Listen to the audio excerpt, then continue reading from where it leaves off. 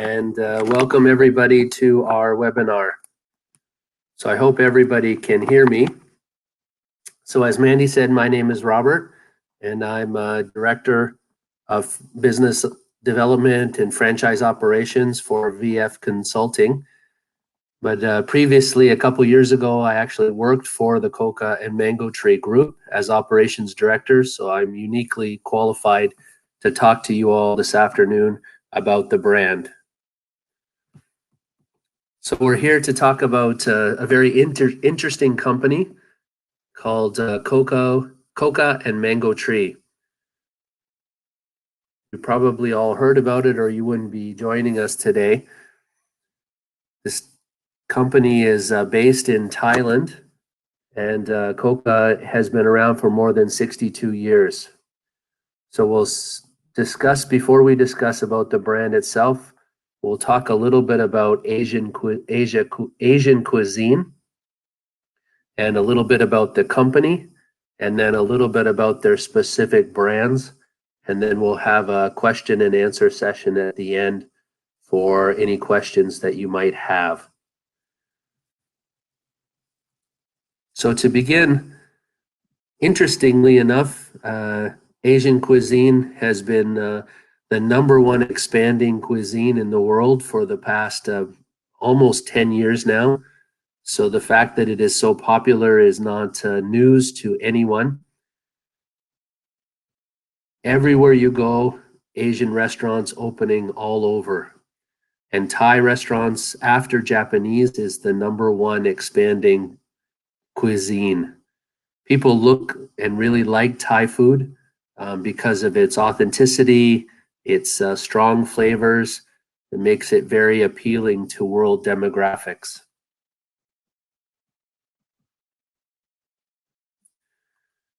And one of the reasons that Asian cuisine is so popular now is the amount of travelers to and from Asia. So you can see from the chart that in the last, from 2000 to 2017, the amount of world travelers has increased, but not near as much as the travelers coming out of or into Asia and the Pacific region. So it's actually become the second largest travel group. And of course, as Asians go to the rest of the world and the rest of the world comes to Asia, their food goes in and out and becomes more popular. And that's a trend that's not going to stop.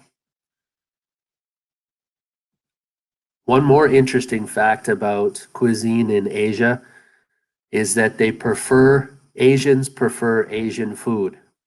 So as you look at the chart, if you can see it, America and Europeans, they like to mix it up. Whereas Asians, they will eat their local food. So Vietnamese will eat Vietnamese food out 5 times a week.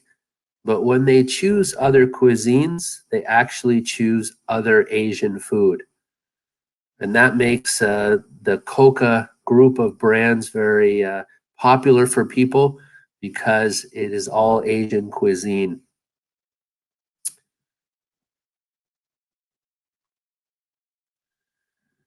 And 2 of the main factors in choosing a cuisine when Asians go out is a desire for authenticity and a desire for a new experience.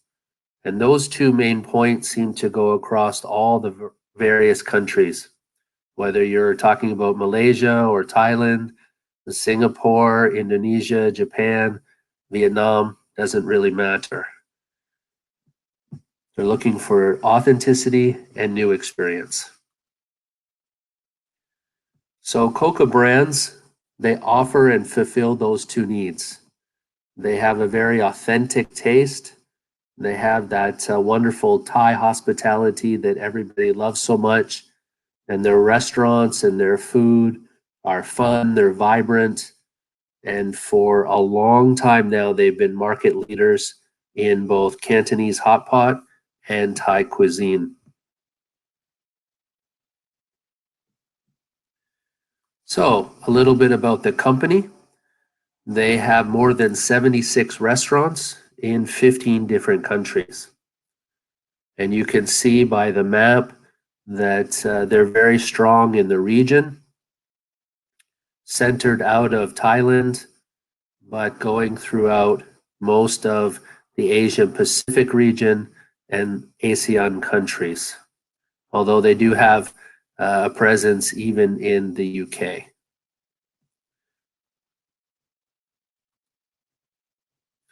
The history of the company started in 1957 as a very simple one restaurant. What was unique about it is they actually pioneered suki or hot pot into Thailand. This is the company that brought it out of China and brought it into Thailand. It's almost amazing the popularity of Thai hot pot now all around the world. This is the company that invented it.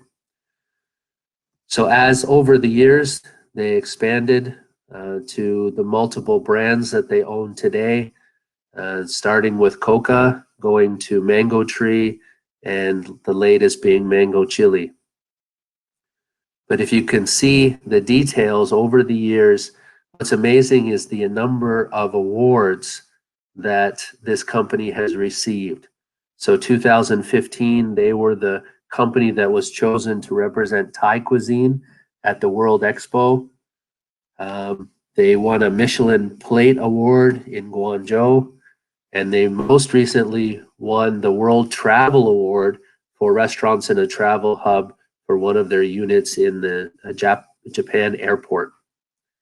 So they're highly decorated. They're well-known brands throughout the world with a very specific strength here in Asia. So let's speak a little bit about COCA, which is their original brand. As I mentioned, they are the originators of suki or hot pot in Thailand, and they are still to this day, 62 years later, considered to have the best suki dipping sauce and one of the best tom yum hot pot soups in the business. The menu is focused on Cantonese Thai hot pot and also Thai food favorites.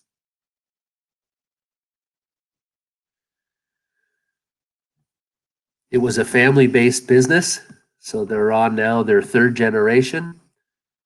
And one of the best things about this third and most latest generation, Miss Natalie, she's actually internationally educated, and she's been very successful in giving the company a much bolder, vibrant approach that's really appealing to the millennial generations, which are a lot of the F&B customers in the whole area these days.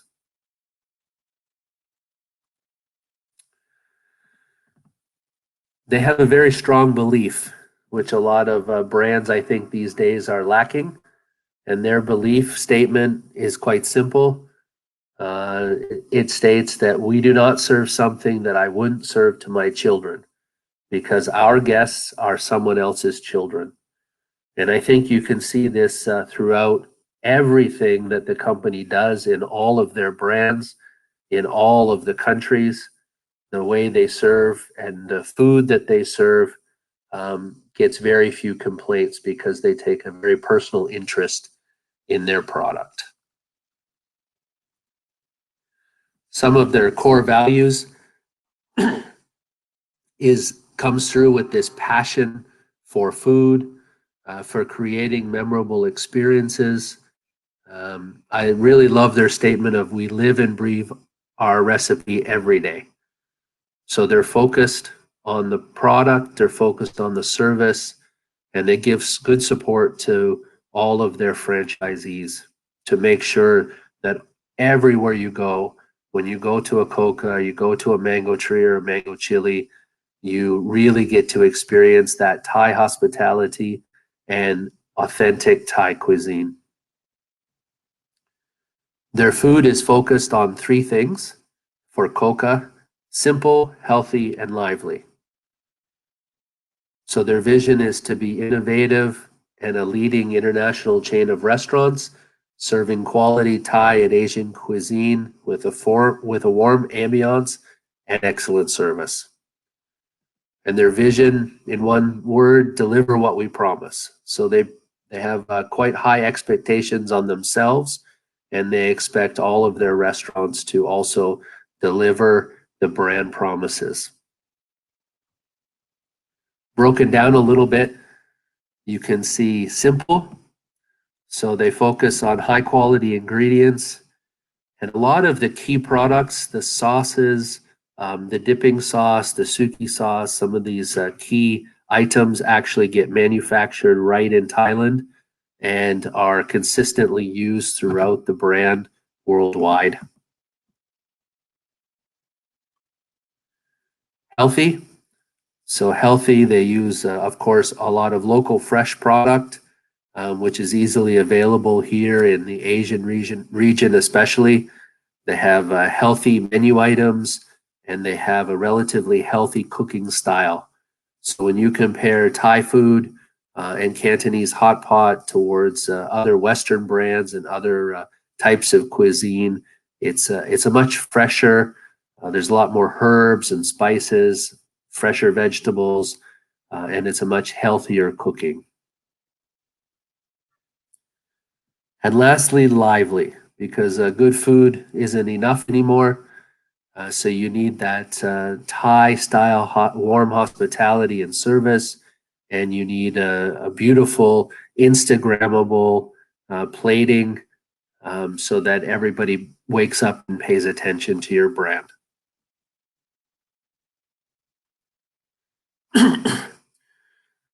So here you can see just a few photos. The top right one is one of their show kitchens. So that is a live kitchen right in the middle of a COCA restaurant, which is located in a mall. So everybody can see the chefs cooking. You don't have to do that. Not all the restaurants do that, but that's the type of standards that this brand has, that you can run an open kitchen. The bottom right-hand picture is an example of another mall location for a COCA restaurant. And the photos on the left, you can see some of the food that is made at COCA. Obviously focused on the Cantonese Thai style hot pot with all of the items that go with it. But they also have Thai favorites, including quite expensive dishes like lobster and crab, if the market permits to sell premium items at that kind of price range. A few more photos of interiors around the world. So there are COCA restaurants in Japan, Singapore, Malaysia, Indonesia, Vietnam, and of course, Thailand.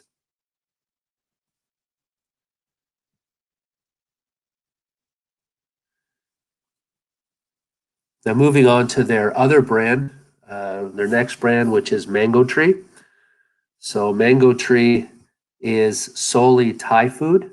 There isn't any Cantonese elements. They don't do hot pot. Mango Tree is an upscale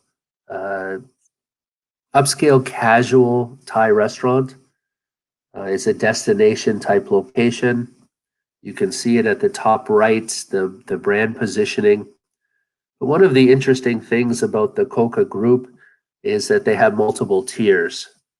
So if you take a Mango Tree area development for a country, let's just take for example, in the Philippines, in Manila, there's a Mango Tree. It's a flagship. So it's a destination outlet that even in a city like Manila, you might only open one or two Mango Trees ever. So that doesn't make the brand very scalable. So they have these different tiers like Mango Tree Bistro, Mango Tree Cafe, Mango Tree Kitchen, or Grab and Go. So you can open your one Mango Tree, grab that market segment, but then you could expand throughout malls and other areas using one of the second or third tier outlets. This allows you to kind of grow within even a single city or a small territory so that you can justify having multiple units and actually make some money. COCA also has it, if you see on the left, There is a COCA Heritage, which is your very premium style outlet. Looks very Cantonese with some Thai elements. Again, it's a premium offering focused on hot pot. You would have all the expensive options here for your crab or your lobster. You can also hire a Cantonese dim sum chef and offer dim sum at a COCA Heritage. But again, you would only typically open one of those units in an area, whereas your biggest expansion would be from the COCA restaurant, where much less expensive, more common daily dining as opposed to your special event or destination locations. The COCA restaurant, just like the Mango Tree Cafe, can go into any mall. It can go into very small footprint locations. And lastly, their newest offering at the bottom, you can see they have Mango Chili. Mango Chili is a Thai cafe, and it's basically bringing Thai food anywhere you want to go. Very small footprint, only the best sellers that everybody wants to eat in a very fast, casual, inexpensive environment.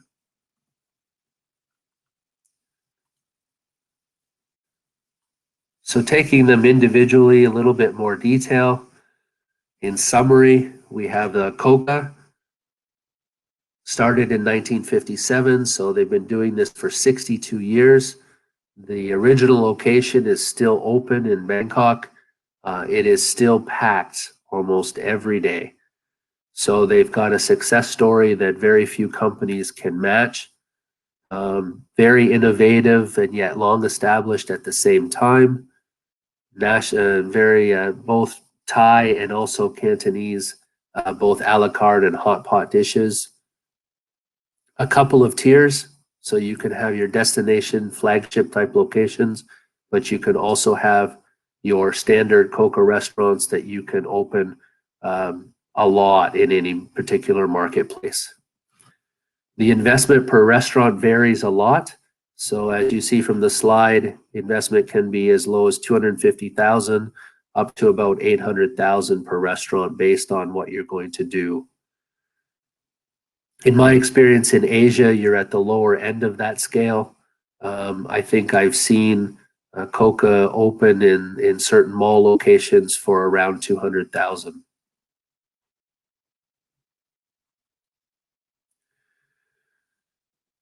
COCA's focused on hot pot. Almost about I think 75% of their diners order some form of hot pot, and they have all of the options: seafood, meats.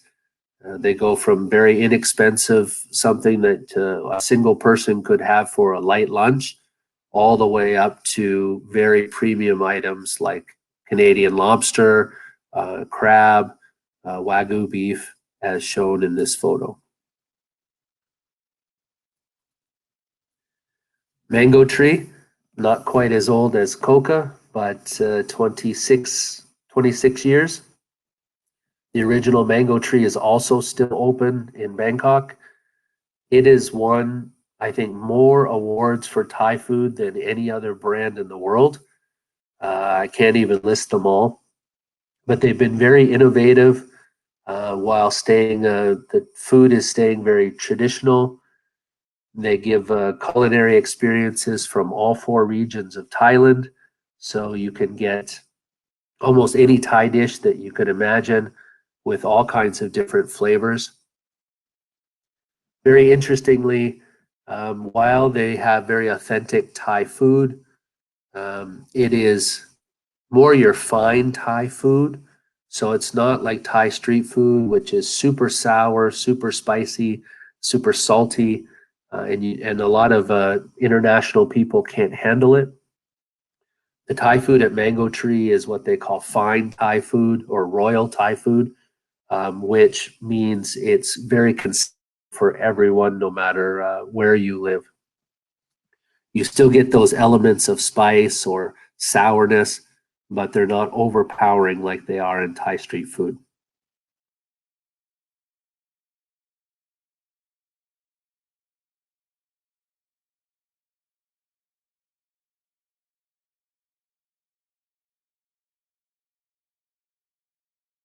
several tiers. You have your flagship destination, upscale casual restaurants, but you also have your tiers like a Mango Tree Cafe or Thai Bistro. Even the grab and go, which is good for a food court or a train station, even an airport where they're only focused on one or two dishes at a very, very high volume. Investment level is similar to a COCA. In Asia, you can be as low as about 200,000, especially for a Mango Tree Cafe or Bistro, up to about 800,000 for a large Mango Tree destination flagship. To spend a little bit of time here on the food, most people are familiar with the different Thai dishes, but Mango Tree has them all. And you notice that the presentation, the bright colors, the wide variety of textures, tastes, colors, products, really gives diners the ability to come back on a weekly basis for a Mango Tree, or even daily basis if they like Thai food, and always have different items and never get bored with the menu. Definitely for Mango Tree, it's all about the food. And lastly, their last brand, which is Mango Chili.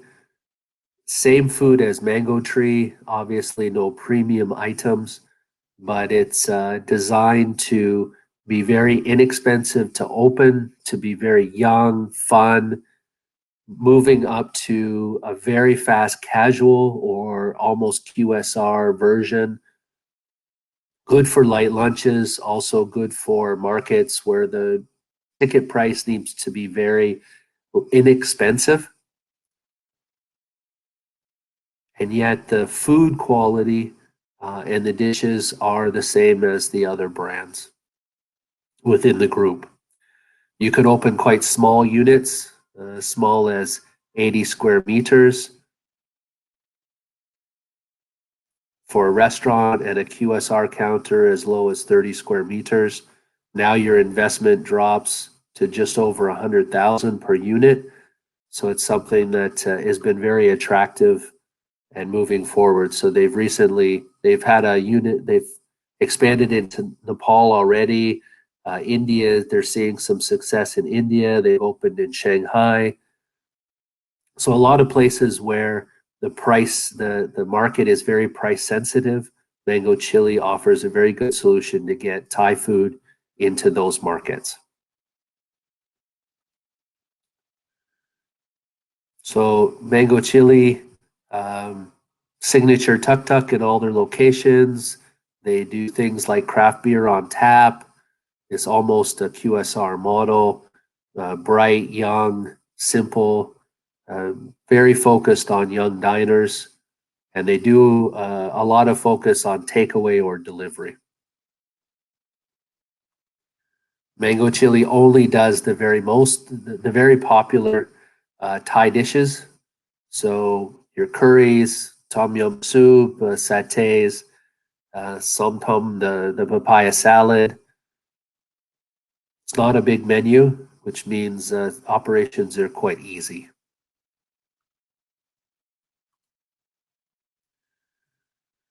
So for COCA, the brand is available in Cambodia, Indonesia, Laos, Myanmar, Philippines, Taiwan, Korea, and Vietnam.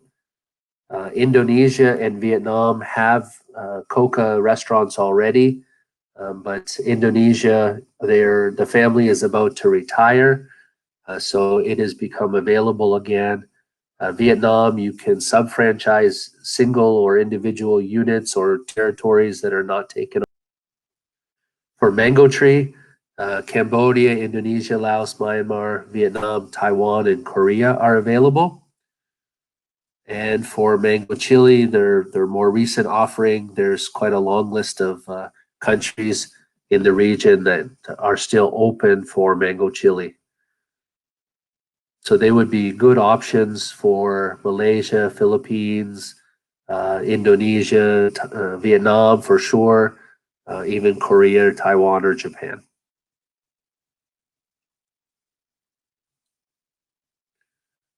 And that's basically the presentation. So I hope I've kind of covered the main points about the brands. Our company, we help consult to find these brands, the right potential franchisees for different markets. So we're available to help you with franchising questions or other questions about the business development side. And if you go to the bottom right of your screen where you can chat, as Mandy said at the beginning, there's a little question mark. And if you click on the question mark, you can type any of the questions that you might have, and I can answer them now. After we're done here, Mandy will be sending out some more material about the brands to everybody who attended, which would allow you to study the material at your own leisure. And then you can contact us by email anytime, and we can set up a one-on-one call as well.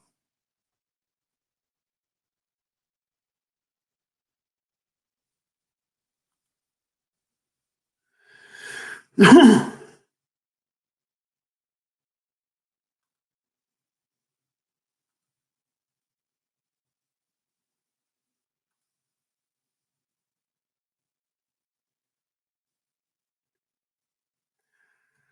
this is a question. So what are the expected challenges of bringing the brand to a new market?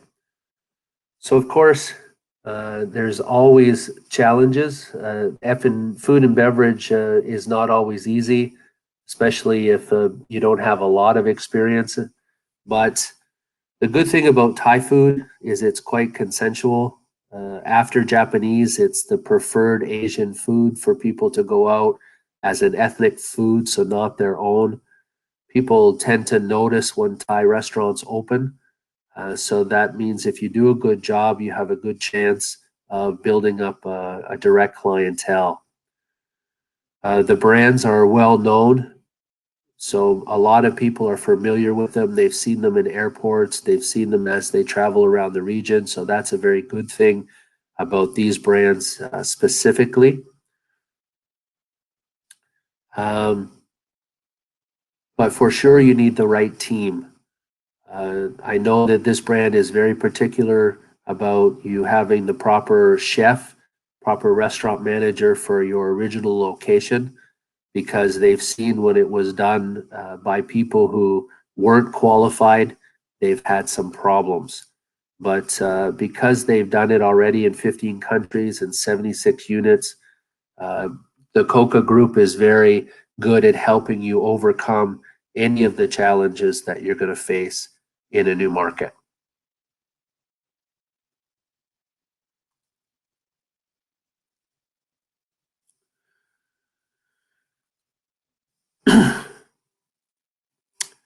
So another question from Sean, how does this brand compare to other similar brands in Asia, for example, Thai Express or others? So it's true that they have competition. Actually, most markets definitely have hotpot competition. It's not an uncommon food, so there's nothing, it's not a unique type of food, but really the quality of the food is what differentiates Coca and Mango Tree from its competitors.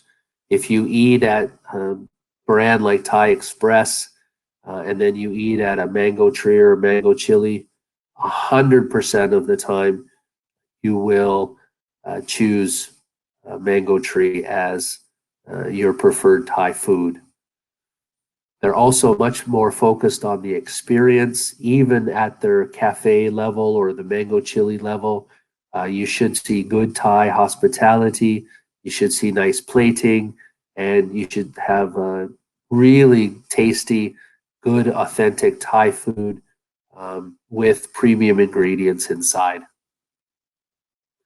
Coca, again, has a lot of competition in the hot pot, but Personally, I've tried Thai Hotpot in probably 10 or 11 different countries, and I've never tasted soup as good as their tom yum soup, or dipping sauce as good as their original suki sauce.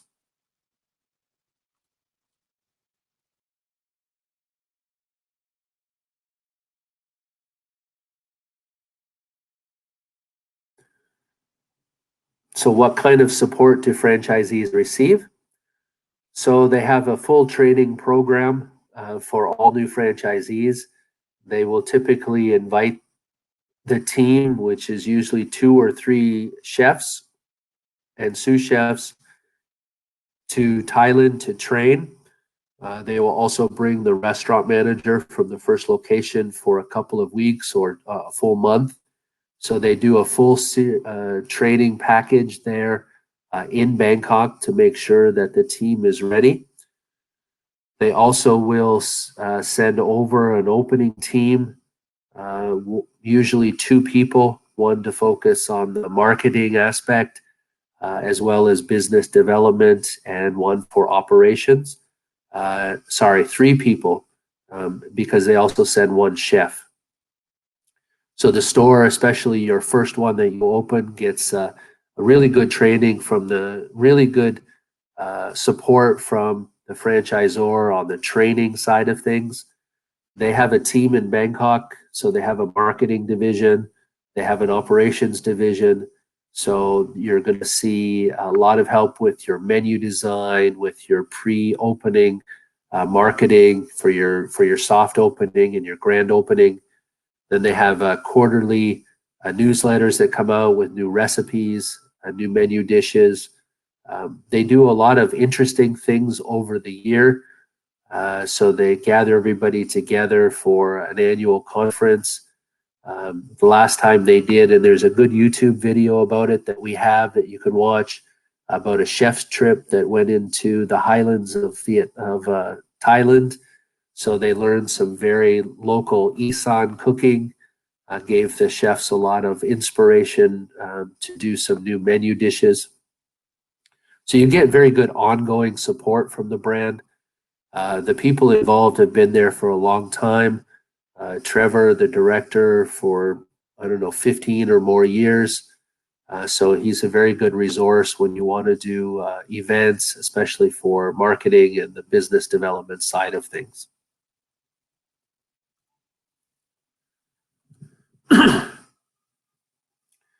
So the next step, if you're interested in learning more, so please contact us. So Mandy has sent all of you an email. You have our contact information. Please reply back to us with your questions. Let us know what market and what brand that you're interested in, and we will respond and let you know the more specific details relating to that particular brand or that particular market.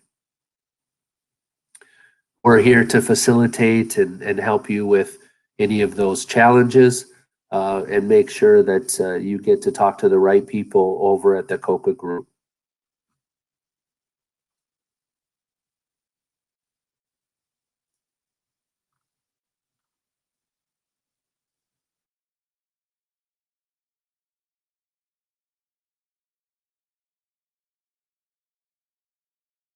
It seems like we still have one question.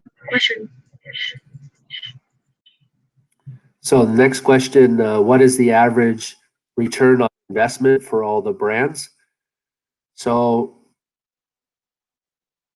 typically, they probably average around the 20% EBITDA. Of course, that's varies largely location by location, country by country. Once you sign a non-disclosure and look a little deeper, you can get more details about the typical profit and loss statement. A lot of it depends on your own team, making the right decisions for your location, your menu, your pricing, your team. But 76 locations in 15 different countries for and 62 years for some of them, they wouldn't be there if they weren't making good money. I would say if you do it right, 3 to 4 years, usually 3 years, you can get a decent your return on investment.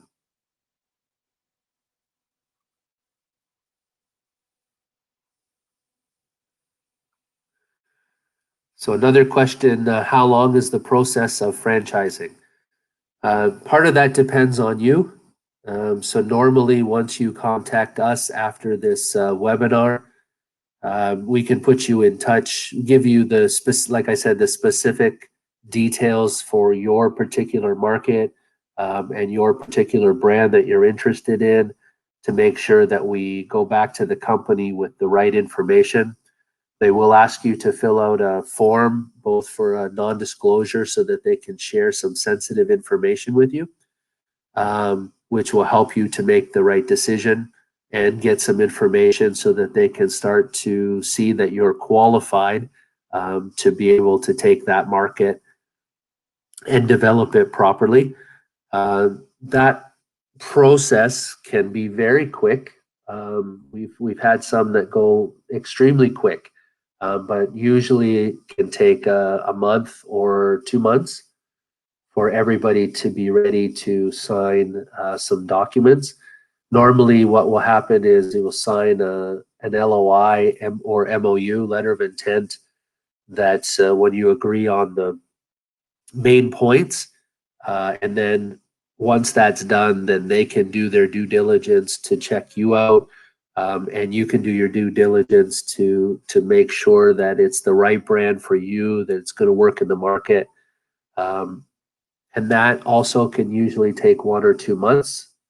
And then the signing and payment of the franchise fees can be very quick.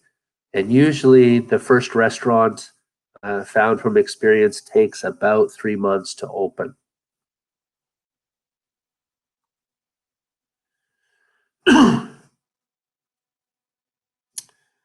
So what kind of menu localization is allowed? So menu localization is always a sensitive topic with franchisors. For sure, there's a core menu on all 3 of the brands that you need to follow, but they're very open. There's all kinds of Thai food. They probably have 300 or 400 Thai dishes in their total repertoire. Plus, there's in the Cantonese side, maybe 100 different sides that go with the hot pot. Plus, you've got full dim sums. I think no matter whether you're in an area that prefers seafood or pork or beef or vegetarians, they have dishes that they can customize to be right for your market and your restaurant. Typically, they don't need to go beyond that. But in some markets, there have been maybe Thai dishes that are kind of very famous or something that have been included to the menu that are very specific to the market. So they're quite open within reason, as long as they can keep their authenticity and their brand standards.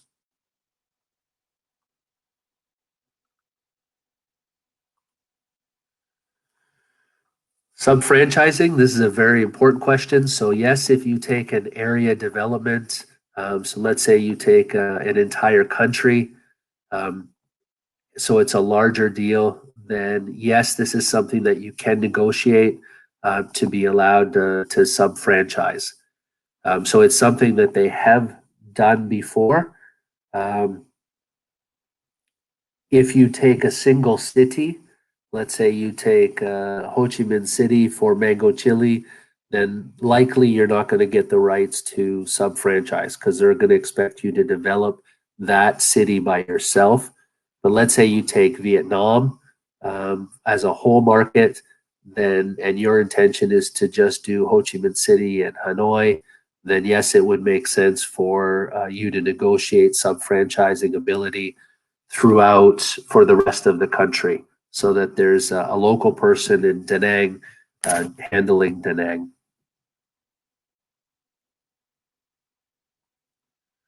So can I localize the menu? I think we've addressed that already. But the answer is yes to a certain extent.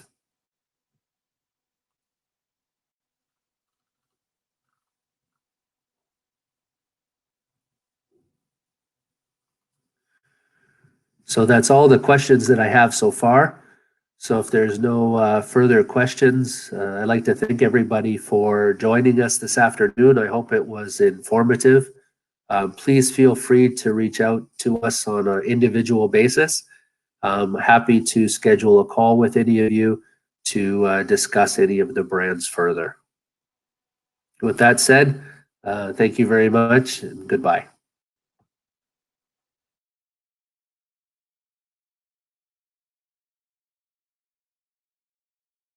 Everyone for joining the webinars. And so after this, you will be receiving all the related information about the brands.